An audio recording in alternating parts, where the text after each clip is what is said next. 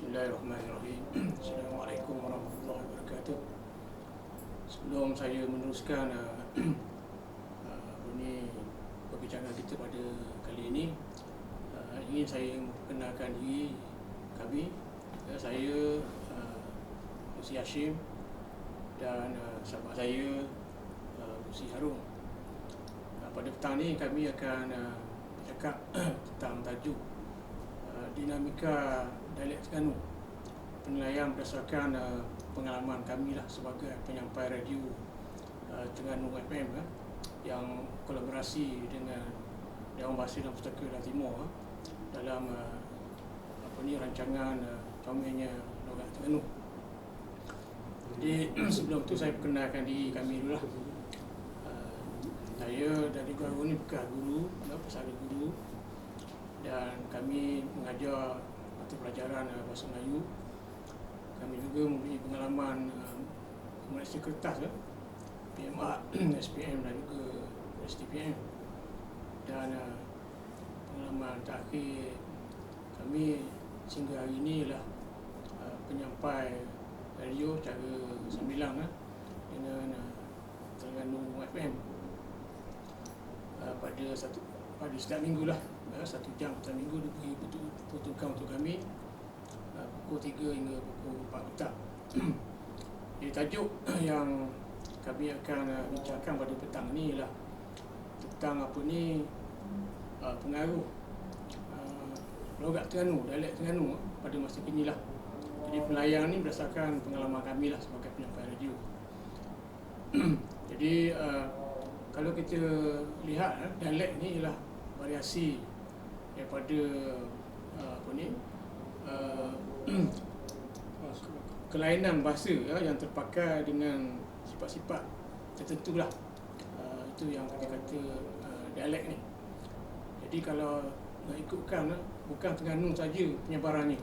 Mungkin tabah saya Masih Harun akan menerangkan lah penyebaran dialek Terengganu.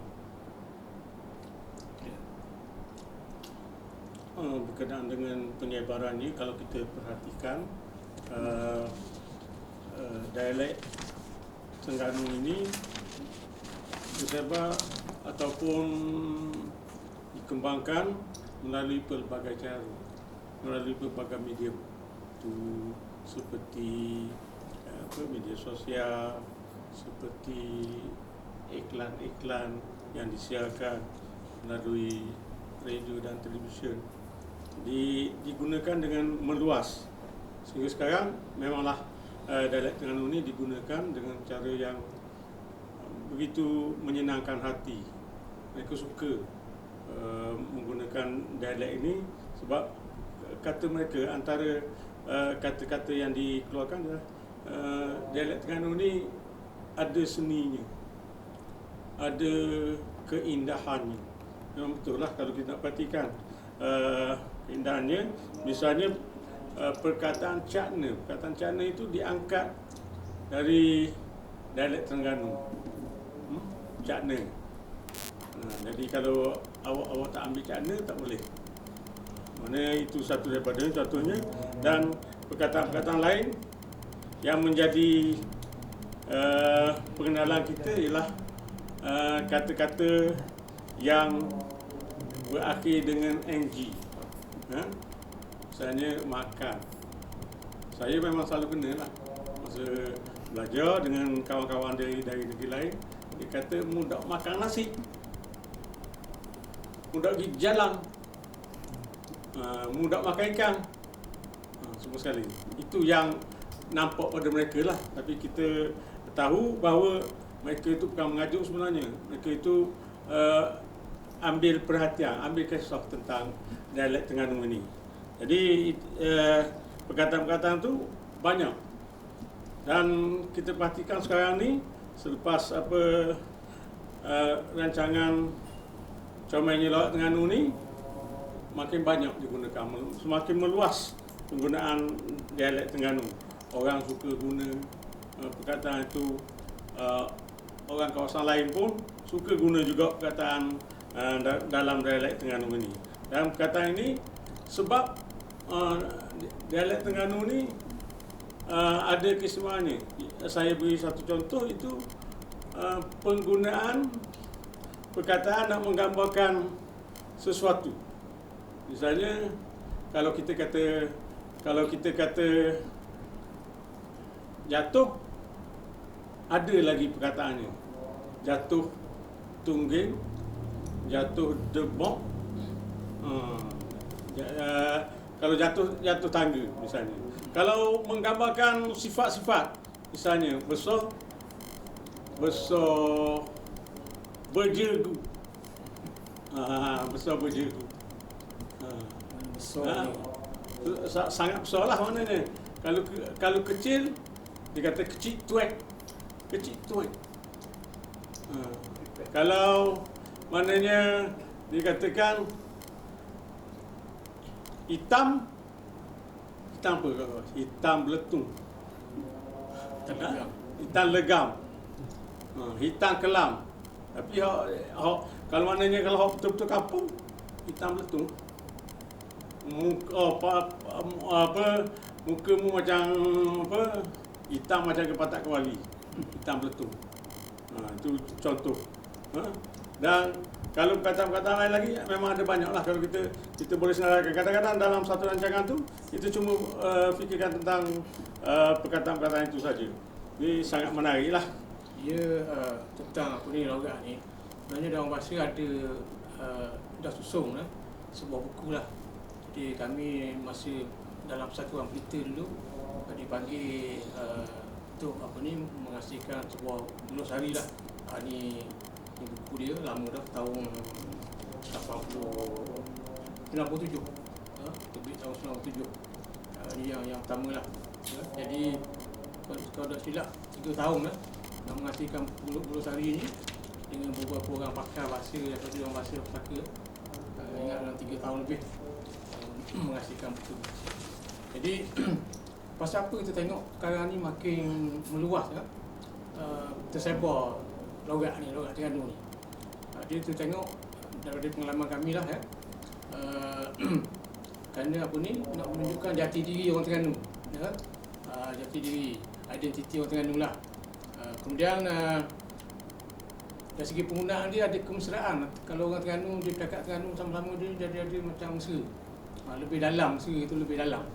Itu tujuan dia. Dan satu lagi lah, banyak pembenaran kata daripada logat ni, dan dalam bahasa sendiri pun ada ambil sebagai istilah. Kata-kata daripada logat ni dijadikan istilah dalam masakan, dalam beberapa gelar. Itu. Satu lagi, nampak kembangan dia kerana ada hubungan dengan orang luar lah.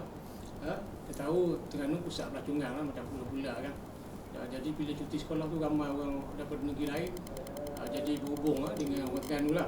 Jadi nampak sebab itulah logat ni dia makin lama nampak makin meluas lah penggunaan dia. Dan macam mana yang jadi tersebar dengan cara cepat lah logat ni. Pertama sekali lah kita tengok ceramah-ceramah agama selalu penceramah agama ni selalu ramai orang Terengganu. Dan masa dia ceramah tu dia banyak guna logat, perkataan-perkataan daripada logat Terengganu. Jadi lama orang negeri lain pun dia boleh faham. Dia boleh faham dan kita tengok unik dan juga seni lah, macam Syarul kata tadi, ada seni perkataan tu, sama ada segi sebutan ataupun bunyi dia. Selain daripada tu, daripada ceramah radio kami lah. Sebenarnya bukan Terengganu saja, domestik pendengar dia. Siaran contohnya logat Terengganu ni, kita ada pendengar tetap daripada New Zealand dan juga Australia, daripada Melbourne. Lain ya, Sydney. Kemudian selain itu dari negeri-negeri lain pun nampak ada sambutan lah. Terutama sekali sekarang ni diguna media sosial melalui Facebook dan sebagainya. Nampak interaktif tu banyak meluas daripada orang lain lah, daripada negeri lain ya. Dan selain itu tersebar luas juga ialah kerana ikon Mak Dam. Mak Dam orang putih duduk Pulau Kapal. kemudian dia cakap boleh cakap Terengganu. Cakap Terengganu pula mana ori. Yang kampung-kampung tu bahasa logat dia guna tu, logat awak laut. Logat awak laut. Hot yang ori lah kata-kata. Jadi nampak ada penyebaran daripada Mak Dan ni, orang putih cakap Terengganu ni. Dan selain itu sekarang ni kita tahu media sosial lah. Saya pernah tengok lah viral perkataan-perkataan Terengganu disusung tu berbuluh-buluh. Ya, mungkin dia bincang-bincang dikutip dan tersebar. Dan luas pula penggunaan dia. Cabaran tu tersebar luas. Itu mungkin saluran sebab logat ni cepat berkembang lah sekarang. Kemudian saya ingin nak beritahu juga, macam Syarul kata tadi apa ni, uniknya apa ni logat Terengganu ni. Jadi pengalaman kita dalam radio, kita tengok pertama sekali kerana logat Terengganu ni, kata-kata Terengganu dia ada sabdu. Dia ada sabdu macam bahasa Arab. Sabdu. Contoh tikus makan kucing. Kalau kita aja macam tikus tu makan kucing. Sebenarnya di makna lain. Kucing tu makan tikus, tapi ada sabdu makan kucing tu jadi pasif. Pasif, kucing tu makan tikus. Tapi orang Terengganu sebut tikus makan kucing. Tikus makan kucing, tikus makan kucing. Itu sabdu. Jadi banyaklah sabdu ni, dia mungkin nak beri makna lain ataupun dari segi imbuhan macam terjatuh. Dia baru jatuh situ, terjatuh. Jadi banyaklah fungsi dia sabdu ni. Kalau kita rujuk linguistik, kalau tak silap dipanggil kepanjangan konsonan, ataupun linguistik dia panggil suprafiksa.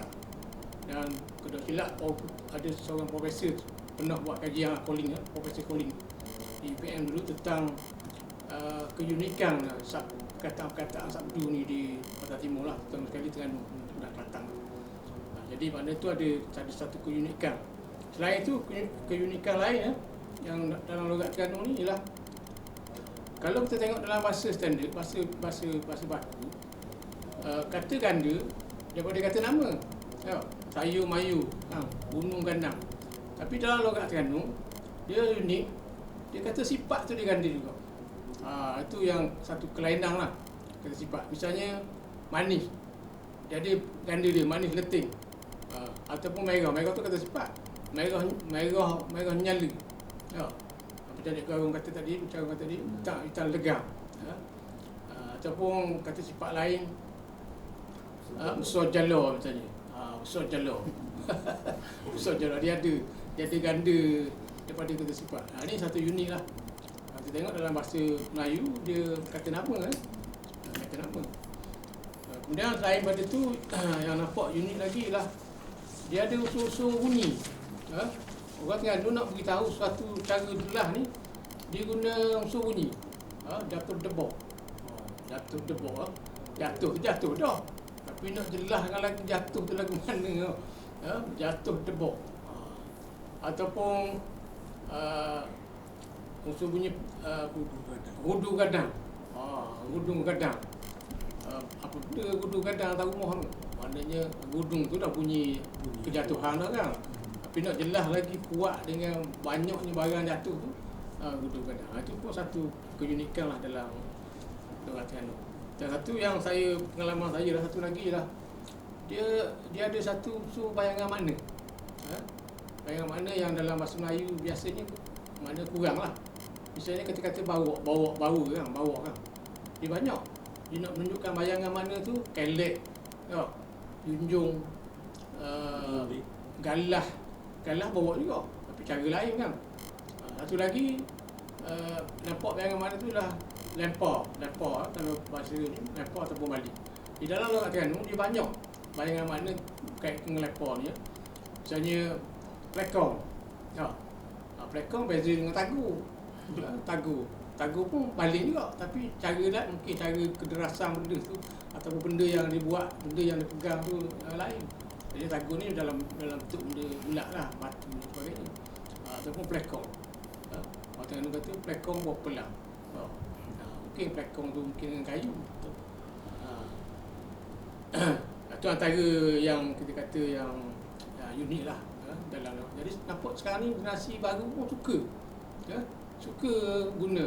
Kita tengok banyak perkembangan dia, tengok kedai makan lah. Kedai makan lah. Roti jong rasa neleh. Cheese neleh. Dia guna kok tu neleh tu. NNELES dia.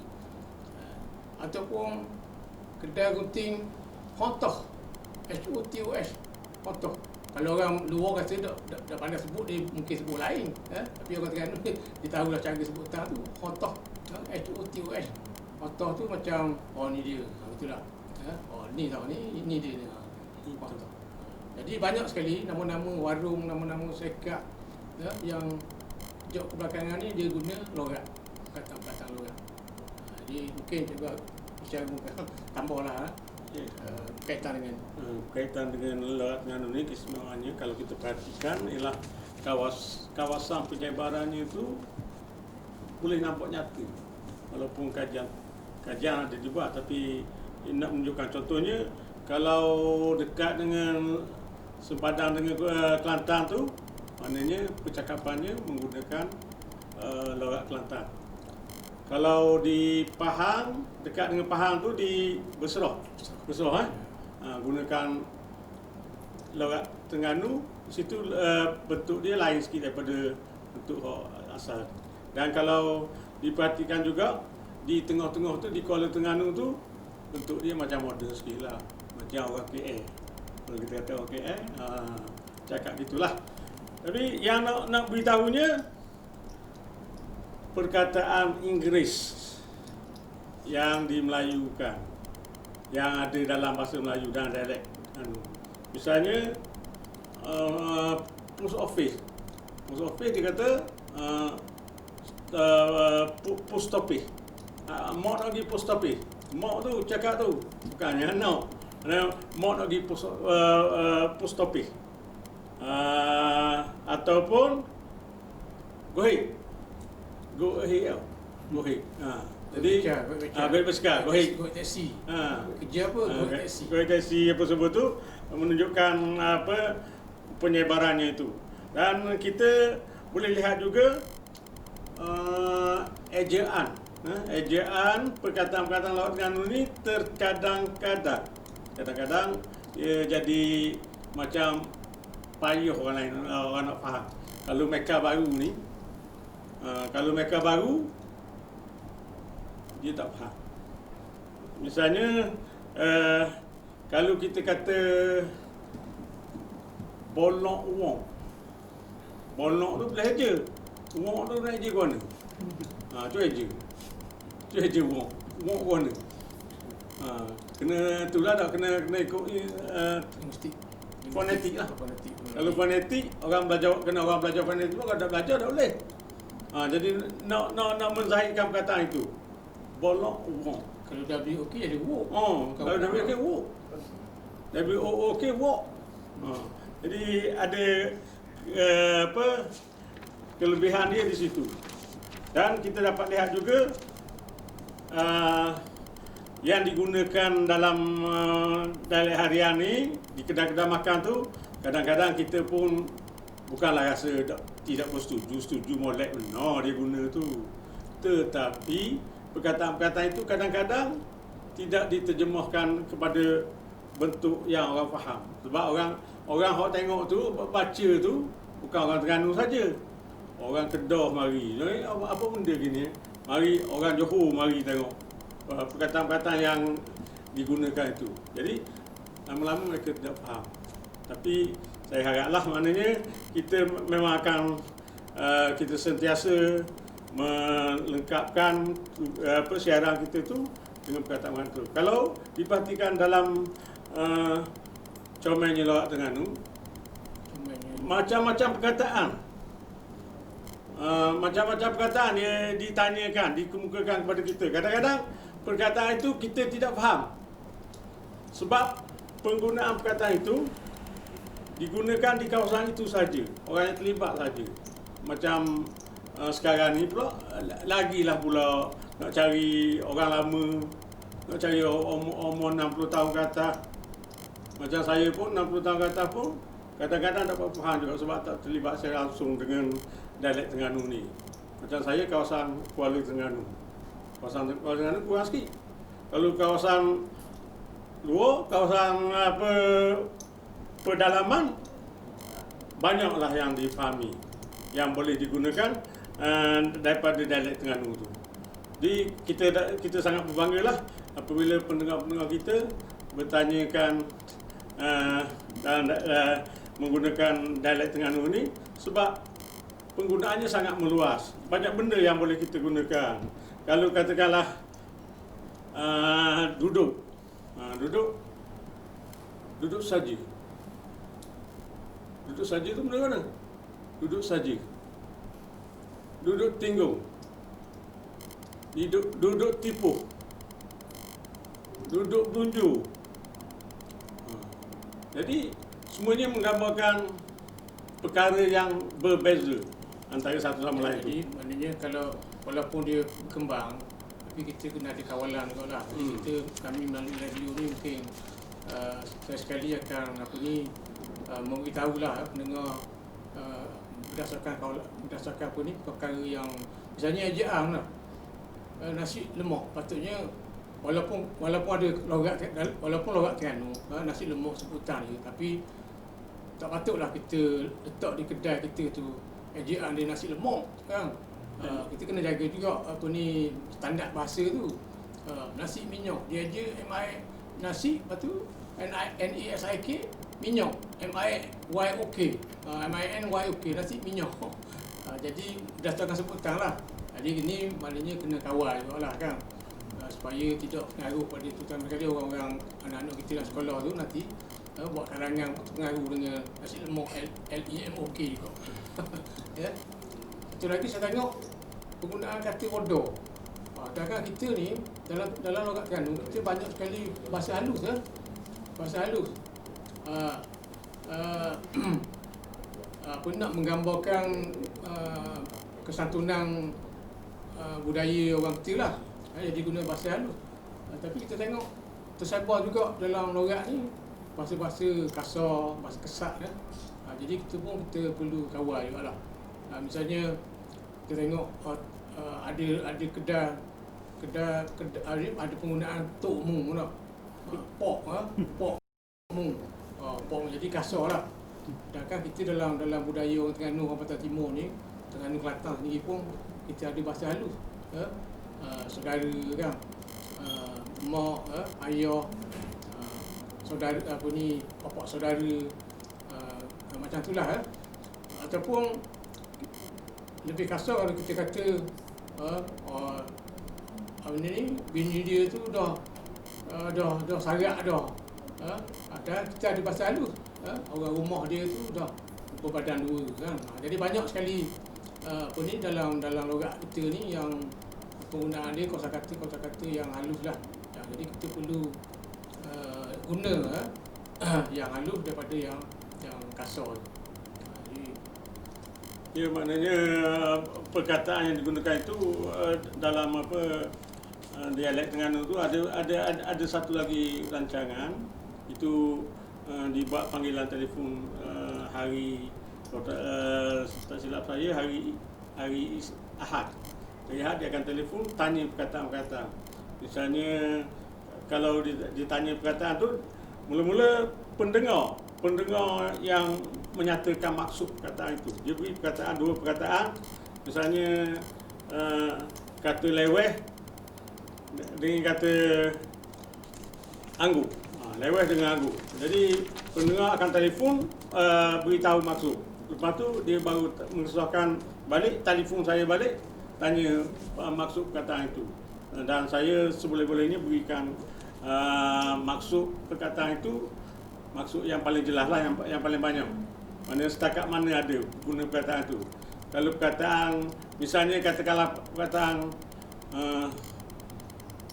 perkataan serok misalnya, serok, beza. Serok suara, serok lain pula. Jadi perkataan-perkataan ini ditanya, dijelaskan balik. Tapi biasanya pengguna-pengguna yang menelpon tu dia tahu perkataan tu betul. Perkataan yang dinyatakan itu memanglah betul lah, mana dengan maksudnya itu. Jadi kita dapat lihat dengan jelas lah perkembangannya itu. Kalau dipupuk, kalau dibelai, kalau dijaga semua, insyaAllah dia akan berkembang dengan baik menjadi bahasa yang disegani sebagai salah satu dialek. Jadi kalau setiap negeri ya mengeluarkan dialek, maknanya kita boleh mendapatkan beberapa variasi bahasa dialek, dan kita jangan menghina dialek-dialek yang ada di tempat kita tu. Okey. Jadi begitulah fokus kita tentang logat Terengganu, dialek Terengganu ni.